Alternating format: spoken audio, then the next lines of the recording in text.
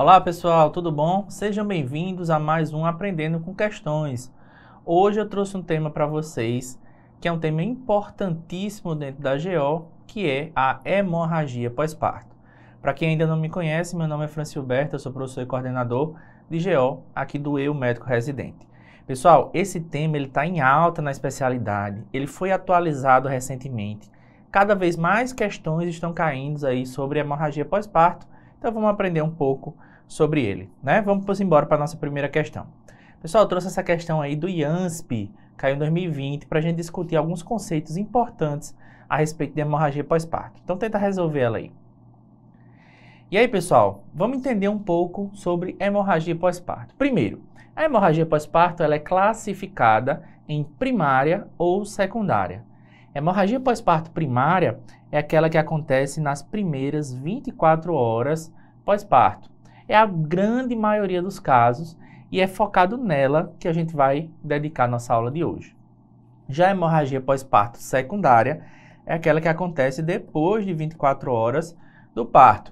E aqui são causas mais raras e mais específicas, por exemplo, endometrite, mola, outras situações que causam hemorragia pós-parto depois das primeiras 24 horas, beleza?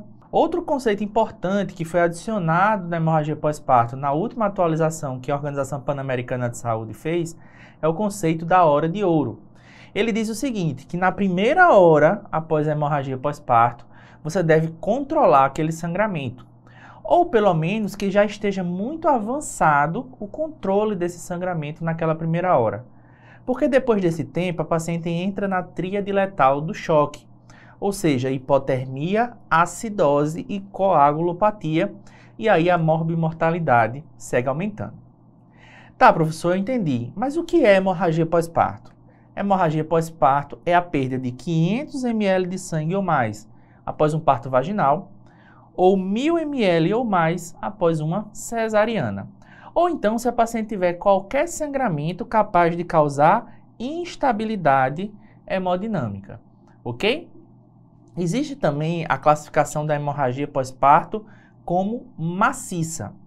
A gente diz que ela é maciça se a paciente tiver perda de 2.000 ml, estimada em 2.000 ml ou mais, necessidade de transfusão de 4 ou mais concentrados de hemácia, queda de mais do que 4 pontos no HB, né, na hemoglobina, ou distúrbio da coagulação. Se além da hemorragia pós-parto ela tiver qualquer um desses fatores, a gente diz que é uma hemorragia pós-parto maciça, ok? Então, pessoal, quais são os fatores de risco para a hemorragia pós-parto? Quais são as pacientes que me preocupam que têm um maior risco de ter uma hemorragia pós-parto? Aquelas que já tiveram episódio, como tudo em obstetrícia, né? Obstetrícia, os eventos tendem a se repetir.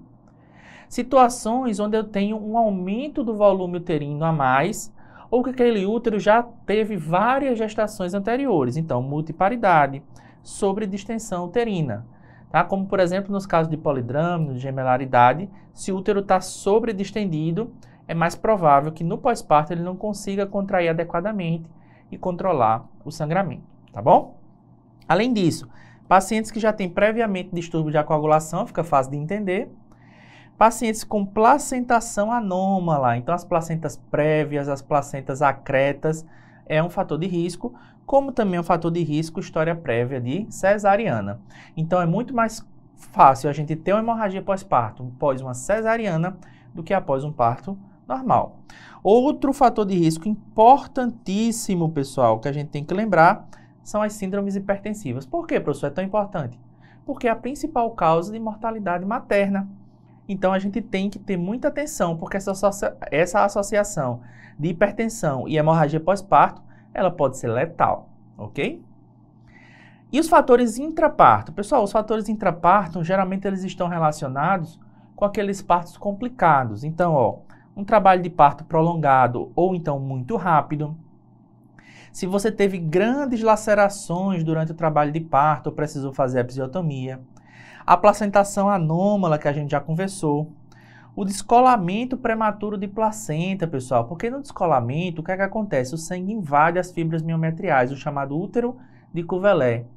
E aí esse útero tem dificuldade de contrair no pós-parto e controlar o sangramento. Tá? Pessoal, parto instrumental, fórceps ou vácuo, e cesariana atual. Então, a paciente ter tido cesariana é fator de risco e ela está sendo submetida a nova cesariana também é fator de risco. Imagina uma paciente com síndrome hipertensiva sendo submetida a uma cesariana. Olha que fator de risco importante para hemorragia, não é não, pessoal? Então, vamos lá. Como é que o IANSP cobrou isso da gente? Letra A. A hemorragia pós-parto é definida como a perda sanguínea acima de 1.000 no parto vaginal e 2.000 na cesariana. Não, aqui é 500 e aqui é 1.000, tá? Ou em 24 horas, ou qualquer perda de sangue pelo trato genital capaz de causar instabilidade hemodinâmica. O último trechinho tá certo, né? B. A hemorragia pós-parto pode ser classificada em primária e secundária, conforme o momento em que ocorre, sendo a inversão e a rotura uterina as principais causas de hemorragia pós-parto secundária. Pessoal, calma, tá? Inversão e rotura uterina são causas de sangramento intraparto, tá? A rotura uterina acontece inclusive ainda com o feto lá dentro. E a inversão uterina acontece antes da placenta sair. Então, eu só posso dizer que eu estou lidando com a hemorragia pós-parto depois que a placenta saiu, tá? É após o terceiro período do parto. Então, essas duas aí são causas de sangramento, mas não pós-parto, tá? C. A administração de ocitocina é uma medida medicamentosa eficaz na prevenção e que deve ser realizada como procedimento de rotina em todas as maternidades. Isso aqui está corretíssimo, a gente já vai mais conversar sobre isso. Segura aí um pouquinho, tá? D. O termo hora de ouro obstétrica em hemorragia pós-parto refere-se ao momento em que se evita o surgimento da tríade letal. Quem é a tríade letal? A acidose, hipotermia e distúrbio da coagulação. Não é nada com rotura, atonia e coagulopatia, tá? E o misoprostol é o medicamento de primeira escolha nos casos de hemorragia pós-parto por atonia, pois quando utilizado por via retal tem início de ação muito mais rápido e eficaz que a ocitocina. Pessoal, nem é mais eficaz a droga de escolha a ocitocina, a gente já vai aprender isso, e nem é mais rápido. Ele tem um tempo de latência aí que pode chegar a alguma coisa em torno de 20 minutos, beleza? Então a letra E também está errada. Resposta aqui seria letra C. Então esses conceitos iniciais, eles são importantíssimos, tá? Agora vamos ver essa questão aqui, ó. Universidade Federal de Santa Catarina, em 2020, a questão sobre índice de choque. Pessoal, o índice de choque é um conceito que também foi recentemente incorporado no estudo da hemorragia pós-parto por um motivo muito simples, pessoal. Vamos pensar, ó. O índice de choque, ele é igual à frequência cardíaca dividida pela pressão arterial sistólica. Esse é o índice de choque. Pensa comigo, se eu tenho um paciente que está sangrando, eu espero que ele tenha aumento da frequência cardíaca e queda da pressão arterial sistólica, tá? Em qualquer uma dessas situações, o que é que vai acontecer com o índice de choque? Ele vai aumentar. Porque se aumenta a frequência cardíaca, aumenta o índice de choque, a relação é direta. Se diminui a pressão sistólica, aumenta o índice de choque, a relação é inversa. Então, quanto maior for meu índice de choque, mais grave é a minha paciente. E mais agressivo na conduta eu vou precisar ser. Então, o índice de choque a partir de 0,9, a minha paciente já tem risco de precisar de uma transfusão. Eu preciso abordar ela de forma agressiva, tratar de forma agressiva a minha hemorragia pós-parto, transferir a paciente para um centro com mais recursos e provavelmente eu vou precisar de hemitransfusão. A partir de 1,4, aí eu preciso tratar de forma muito agressiva a minha paciente, inclusive com necessidade de protocolo de transfusão maciça para ela, tá? A partir de 1,7, a grande questão, a conduta é a mesma. A grande questão aqui é que o risco de evento adverso materno já vai lá para cima, tá? Porque aqui eu tenho um choque hipovolêmico importantíssimo, beleza? Então é isso que a gente precisa saber do índice de choque. Então bora ver lá na questão. A questão caiu na Universidade Federal de Santa Catarina em 2020 e ele perguntava como é que a gente calcula o índice de choque. Fácil, né, pessoal? A gente aprendeu muito mais do que isso, a gente aprendeu a interpretar. Mas o índice de choque, novamente, vamos lá para a gente memorizar. Índice de choque é frequência cardíaca sobre pressão arterial sistólica. Beleza? Esse é o nosso famoso índice de choque. A resposta correta, letra A. Tá bom? E essa questão aqui, pessoal, manejo ativo do terceiro período do parto. Peraí, professor, você falou agora há pouco que a gente só vai falar de hemorragia pós-parto depois que a placenta sair. Por que é que você vai falar de manejo ativo do terceiro período? Ou seja, quando a placenta ainda está lá, está saindo a placenta. Porque o manejo ativo do terceiro período, ele é importantíssimo para a gente reduzir os casos de hemorragia pós-parto. Então, a gente precisa realizar o manejo ativo do terceiro período. A Organização Mundial de Saúde recomenda que isso seja feito universalmente. Para quê? Para reduzir a hemorragia pós-parto. Como é que funciona o manejo ativo do terceiro período do parto? É um conjunto de condutas, todas elas com o objetivo de diminuir a hemorragia. Tá bom? Então vamos lá. Primeira conduta, aquela que a gente não pode esquecer, porque a mais importante de todas é a que mais reduz a hemorragia pós-parto, é o uso universal, preste atenção, universal de uterotônicos para todos os partos. Qual é a droga de escolha? A droga de escolha é a ocitocina intramuscular.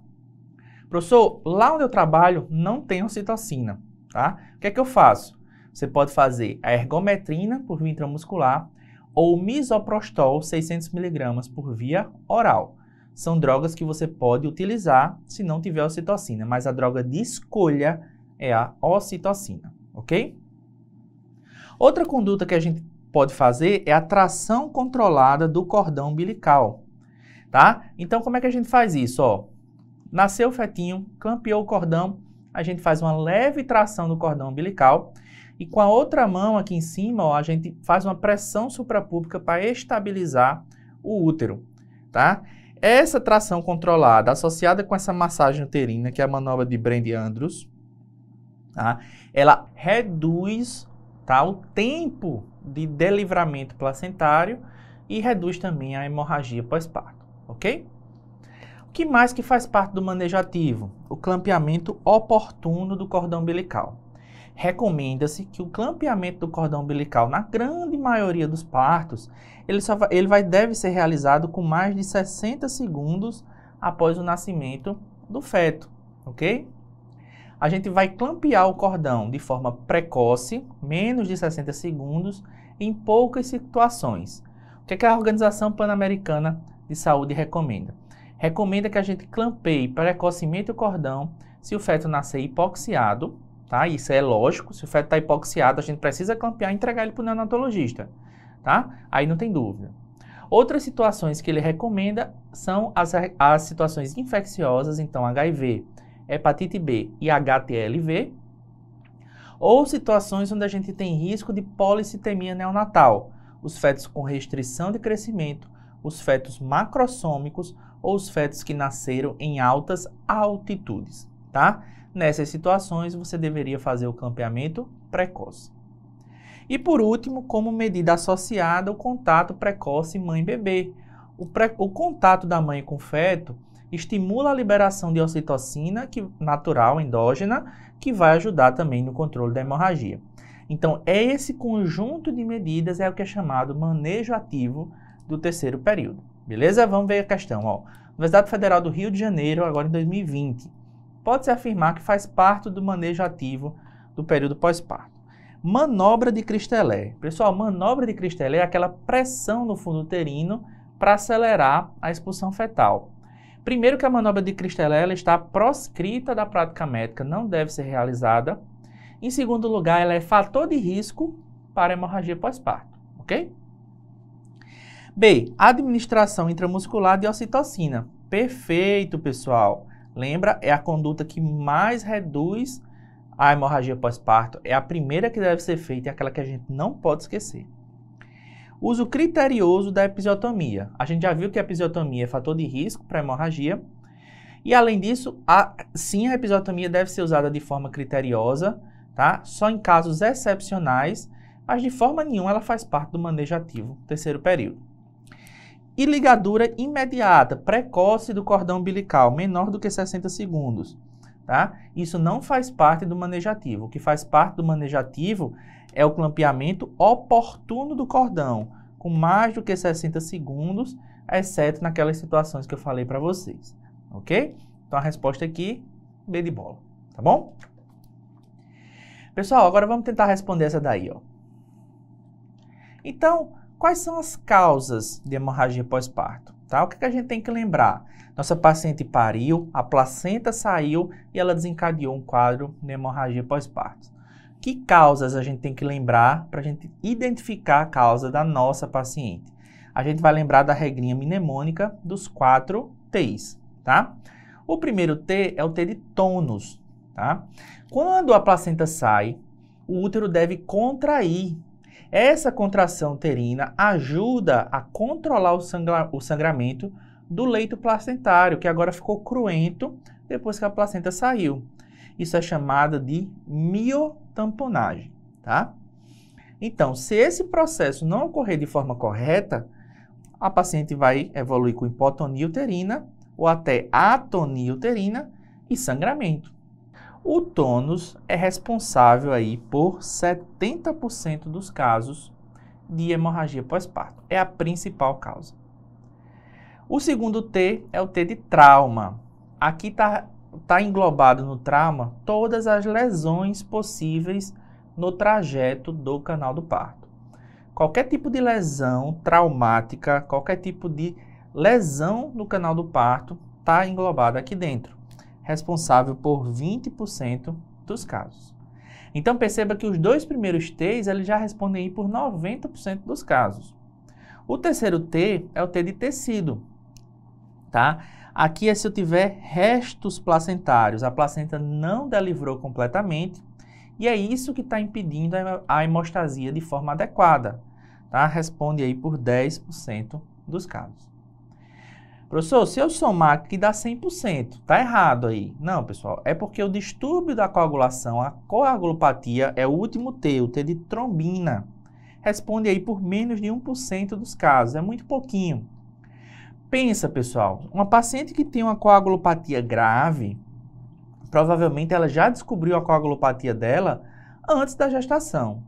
Mas se porventura ela nunca teve nenhum procedimento, nenhuma extração dentária ela nunca fez na vida, então ela pode descobrir essa coagulopatia só no momento do parto, isso vai ser problemático. Ou então, se ela tiver uma coagulopatia adquirida, ela tem alguma doença na gestação ou alguma doença que intercorreu na gestação que levou a uma coagulopatia e isso causou sangramento, tá? Bom, vamos ver nossa questão. Universidade Federal do Rio de Janeiro, 22. Uma multípara, fator de risco para hemorragia pós-parto, apresenta hemorragia importante logo após a realização de parto normal e nascimento de um feto a ter. A hipótese a ser considerada como causa mais provável dessa hemorragia é... Pessoal, aqui ficou fácil, né? A gente vai lembrar dos 4 T's, não é? Então, vamos relembrar, fazer exercício aqui de memorização. O primeiro T é o T de tônus, tá? 70% dos casos. O segundo T é o T de trajeto. Segundo T é o T de trajeto, 20% dos casos. O terceiro T é o T de tecido, pessoal, 10% dos casos. E o último T é o T de trombina. Trombina, menos de 1% dos casos, tá? Então, isso aqui cai demais nas provas de residência. A gente não pode errar esse tipo de questão. A resposta vai ser na letra D, ok? Tá, a gente já aprendeu o que é hemorragia pós-parto, os principais conceitos, os fatores de risco, as causas, como fazer a profilaxia da hemorragia pós-parto, mas como é que eu vou tratar a minha hemorragia pós-parto? Então, tenta responder essa questão que caiu na Unifesp em 2022. Então, pessoal, o tratamento da hemorragia pós-parto vai depender da causa. Então, a gente vai aqui passear por todas as causas de hemorragia pós-parto e discutir os respectivos tratamentos, tá? A gente vai começar pela mais comum delas, que é a atonia, a gente viu, que responde por 70% dos casos. Então, pessoal, a nossa paciente abriu um quadro de hemorragia pós-parto. Imediatamente, a gente deve começar a massagem uterina, fazer a manobra de Hamilton, tá? Porque a massagem uterina ajuda no controle do sangramento enquanto você está providenciando as demais condutas, tá? Então, identificou a hemorragia pós-parto, imediatamente manobra de Hamilton, tá? E aí você vai começar o tratamento medicamentoso da hemorragia. A primeira droga que a gente deve fazer é a ocitocina. Do mesmo jeito que ela é a que mais evita, ela é a droga de escolha para o tratamento. Você faz uma ampolinha, 5 unidades, venosa, em 3 minutos de infusão. Enquanto isso, você está massageando, beleza?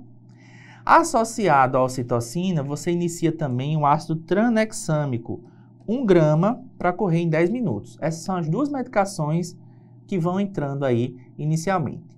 Se você conseguiu segurar a hemorragia pós-parto com essa primeira conduta, você pode iniciar aí a ocitocina, tá? Numa infusão para correr em 2 horas, ou até uma infusão para correr em 4 horas, de forma que você mantenha essa ocitocina correndo para fazer aí o controle da hemorragia.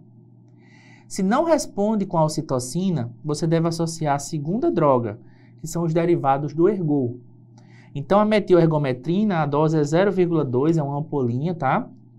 Por via intramuscular.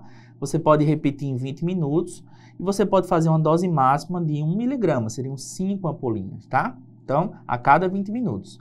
Lembrando que os derivados do ergol estão contraindicados nas pacientes com hipertensão, ok? A terceira droga é o misoprostol, que é uma prostaglandina análoga, tá? Que vai ajudar na contratilidade do útero. Aqui você pode usar 800 a 1000 microgramas e você pode fazer tanto por via retal como por via oral. Mas se minha paciente está instável, a gente não vai usar a via oral logo de cara. A gente vai preferir a via retal porque ela tem um início de ação bom e não precisa que a paciente degluta os comprimidos, beleza? Então esse é o tratamento inicial da hemorragia pós-parto, tá? Agora percebam, pessoal, se minha paciente não está respondendo às condutas medicamentosas, a gente tem que adotar condutas temporárias enquanto a gente vai buscar um tratamento mais definitivo. A gente tem, por exemplo, o balão de Bacri, tá? A gente insufla o balão dentro do útero e a contração, né, a pressão que esse balão causa, controla o sangramento até que a gente consiga instituir uma medida definitiva. Se com o balão o sangramento melhora bastante, esse balão pode permanecer aí por até 24 horas para observar se vai haver controle do sangramento. Se porventura a hemorragia pós-parto foi de uma cesariana já, você pode lançar a mão, por exemplo, das suturas de Bellint, onde a gente vai fazer essa sutura em bolsa do útero para ajudar na contração, ok? A sutura de Bellint também pode ser usada após um parto normal. Se você vai partir para as condutas cirúrgicas, você pode abrir a barriga da paciente, fazer o Bellint e observar se a paciente vai responder ao sangramento. Se não, a gente progride no tratamento, tá bom? Pessoal, então vamos resumir o que a gente aprendeu até agora, ó. Em casos de hemorragia por atonia, uterotônicos, medicações, ocitocina, ácido tranexâmico são as primeiras drogas que vão entrar. Depois disso, a gente vai fazer metilergometrina ou misoprostol, tá? Ou misoprostol, na verdade. Enquanto isso, a gente está comprimindo o útero para controlar o sangramento. Não respondeu, a gente tem que pensar no balão, no Bellint, de forma temporária e ou definitiva, vai depender de cada caso. Se não resolver, a gente vai para as condutas cirúrgicas. A gente pode fazer ligadura das artérias uterinas, a gente pode fazer ligadura das artérias ilíacas, como também forma auxiliar no tratamento, usar um traje anti-choque para melhorar o retorno venoso. Todas são condutas intermediárias que podem, inclusive, resolver em alguns casos, mas podem também servir de ponte para o tratamento definitivo, que é a histerectomia. Então, aí a gente vai analisar caso a caso, a depender do que vai resolvendo ou que não vai resolvendo, beleza? Então, bora lá para a nossa questão, ó. Uma primípara de 34 anos de idade, pós-parto vaginal imediato, induzido com 38 semanas por pré-eclâmpsia, tá? Então, ó, indução do trabalho de parto, pré-eclâmpsia, fatores de risco, né? Começou a apresentar sangramento. No exame físico, ela tem, ó, pressão sistólica de 100, frequência cardíaca de 110. Sangramento vaginal moderado. Útero amolecido na altura da cicatriz umbilical. Então, quando ele fala de útero amolecido, eu já vou lembrar da atonia uterina. Essa já é minha causa principal, beleza? Foi iniciada a administração de volume por via intravenosa com acesso calibroso, administrada ocitocina e realizada a massagem uterina, que é a manobra de Hamilton. Quais as próximas medidas para o melhor cuidado da paciente? Beleza? Então vamos lá, uma por uma. Pessoal, de cara eu falei para vocês que os derivados do ergot, eles são contraindicados em pacientes que têm hipertensão. Então essa paciente tinha uma pré-eclâmpsia, tá? Então ela não pode fazer derivado do ergot, ok? Então nesse caso a letra B e a letra D não são a nossa principal resposta, ok? Letra C tem misoprostol, na letra A também, ok? É uma opção de medicação que a gente pode tentar em seguida. E a gente vai optar pelo balão ou pela esterectomia. Pessoal, lembra que o balão serve de ponte. O próprio balão pode resolver o sangramento e a gente manter por 24 horas, depois tirar e ver se a paciente melhora. Ou se não resolver mesmo com balão, a gente usa ele de ponte para diminuir o sangramento enquanto a gente organiza para operar a paciente. Então, de cara, a gente não vai logo para a esterectomia. A gente tem a opção de tentar o balão. Então, segue aquele fluxograma que eu falei para vocês. A resposta é a letra A, beleza? Pessoal, se eu pudesse usar o derivado do ergot, o Belint também não seria minha opção ideal, porque aqui eu tenho que abrir a barriga da paciente, eu tenho que anestesiar e abrir, já que foi um pós-parto vaginal, né? Então, o Belint, ele vai logo de cara quando a gente está numa cesariana. Mas pós-parto vaginal, se a gente vai usar alguma coisa de ponte, o balão é mais rápido, porque a gente coloca por via vaginal, tá bom? Bom, e agora vamos tentar essa daí? Então, agora vamos estudar as outras causas, o tratamento para as outras causas, né, pessoal? Então, trauma, 20% dos casos, a gente já viu isso. O que é que causa lesão por trauma? Laceração do colo uterino, prolongamento da episiotomia, hematomas vaginais, tá? Então, é importantíssimo que se a paciente apresenta um sangramento, uma hemorragia pós-parto, e o tônus uterino é normal, ou seja, você descartou essa causa como causa do sangramento, que você faça uma revisão do canal de parto. Então, você precisa anestesiar a paciente, colocar ela em posição ginecológica e olhar o canal de parto, olhar o colo, olhar os fundos de saco, olhar a vagina, olhar o períneo e ver de onde é que está vindo esse sangramento. Porque aqui eu tenho 20% dos casos, tá bom? Se for um parto vaginal após uma cesariana e a paciente apresenta hemorragia pós-parto, lembrar da rotura uterina. A cesariana é o principal fator de risco para a rotura uterina. Então, se você fez um parto vaginal de um paciente que tinha uma cesariana prévia, estava indo tudo bem, e no pós-parto ela começou a apresentar sangramento, opa, será que rompeu o útero lá dentro? Você tem que sempre lembrar disso daqui, ok? E também lembrar da inversão uterina, tá? E ter cuidado com a inversão uterina na hora que você está fazendo uma tração do cordão umbilical. Se você faz uma tração muito intempestiva, você pode inverter o útero, tá? E isso leva a sangramento importante e aí você vai lançar a mão da chamada manobra de Tax para desinverter o útero. Então você coloca a mão lá dentro e desfaz a inversão, beleza? Essa é a manobra de Tax. Tecido, pessoal, 10% dos casos. Então, em tecido, o que é que a gente tem que saber? Olhar a placenta. Placenta saiu, a gente tem que olhar a placenta e saber se tem todos os cotilédones ali, ou se ficou algum lá dentro, tá bom? Lembrar que se o da livramento, a expulsão placentária, demorar mais do que meia hora, 45 minutos, alguns autores falam até em 1 hora, a gente pode fazer extração manual da placenta. Então, você coloca a mão lá dentro e tira a placenta, tá bom? Nesses casos, a gente pode considerar a curetagem, ou seja, você tirou a placenta, mas será que não ficou um pedacinho lá dentro? Então, você passa a cureta, né, para garantir que você tirou tudo, porque se ficar um pedacinho, o útero não vai contrair direito e a paciente vai sangrar, ok? E nos casos de acretismo placentário, a gente tem um vídeo aqui falando sobre sangramento da segunda metade da gestação, procura lá, assiste ele. Nos casos de acretismo placentário, a gente pode lançar mão de uma histerectomia. A gente pode não, a gente deve lançar mão de uma histerectomia. É o tratamento de escolha para o acretismo placentário, tá bom? E por último, a trombina, as coagulopatias. Pessoal, Você está diante de um quadro de hemorragia pós-parto. Você vai até colher sangue da sua paciente, mas você não tem tempo de esperar o laboratório, tá? Para saber se a paciente tem ou não distúrbio da coagulação. Você pode fazer rapidamente ali à beira-leito o teste de Wiener, né? É uma medida empírica dos níveis de fibrinogênio. Então, como é que você faz? Você colhe sangue da paciente, coloca no tubo de ensaio e espera um tempo, tá? Se não formar coágulo, é porque o fibrinogênio está baixo. Então, a paciente tem um distúrbio da coagulação. Se formar coágulo, é porque está normal, tá bom?